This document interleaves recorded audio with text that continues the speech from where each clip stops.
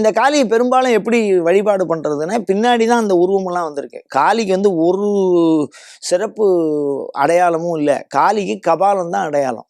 சுடுகாட்டிலேருந்து இருக்கக்கூடிய ஒரு ஓடு வச்சு அந்த ஓட்டை வழிபாடு பண்ணியிருப்பாள். அதுதான் கங்கால பாத்திரம்னு இன்னைக்கு சொல்லுவாள்.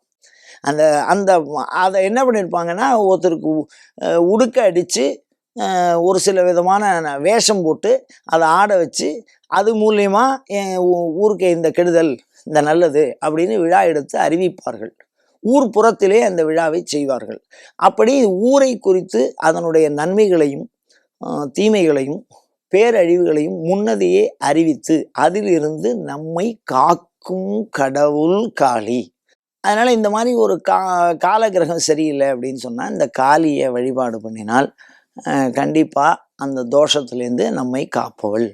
அதே மாதிரி ஒரு சில இப்போ ஒரு கல்யாணம் பண்ணுறாங்க, எதிர்காலத்தில் இந்த பொண்ணு நன்னா இருப்பாளா அப்படின்னு கேட்குறது. இல்லை வீடு கட்ட போகிறேன், இது நல்லபடியாக அமையுமா, நான் போருக்கு போகிறேன் ஜெயம் கிடைக்குமா, இப்படிங்கிறதெல்லாம் இந்த காளிகிட்ட வரமாக வாங்குவாவ. அப்படி கேட்கும்போது சகுனமாக வந்துடும் சில பேருக்கு. இப்போ பாருங்க, இப்போ ஒரு காளி கோயிலில் போய் போர் போவா வெற்றி கிடைக்குமா அப்படின்னு கேட்டால் எங்கேருந்தோ ஒரு யாரோ ரோட்டில் பேசின்னு போகிற மாதிரி அந்த கல்லு கலையத்தை எடுத்துன்னு வா அப்படின்னு சொன்னால் வெற்றி கிடைக்கும்னு அர்த்தம். அதெல்லாம் எழுதி வச்சிருக்கா கிராமப்புற வழிபாட்டில்.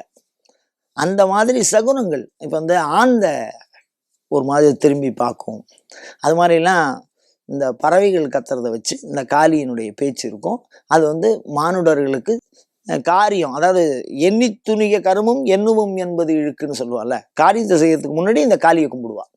அது ஊர் எல்லையில் இருக்கும். அப்போ வந்து காலத்தினால் ஏற்படுகிற மாற்றங்களை முன்கூட்டி நமக்கு அறிவிக்கிறதும், நாம் செய்யக்கூடிய செயல்கள் நல்லபடியாக முடியுமா முடியாதா என்று நமக்கு முன்னமையே நமக்கு அருள்வதும், நம்மளுடைய கர்மாவை அழிக்க வல்லதும் பாவத்தை அழிக்க வல்லதுமாகிற தன்மைகளை கொண்ட காளியை வழிபாடு செய்து நாம் காலத்தினால ஏற்படுகிற துன்பத்திலிருந்து விலக்கி கொள்ள முயல்வோமாக.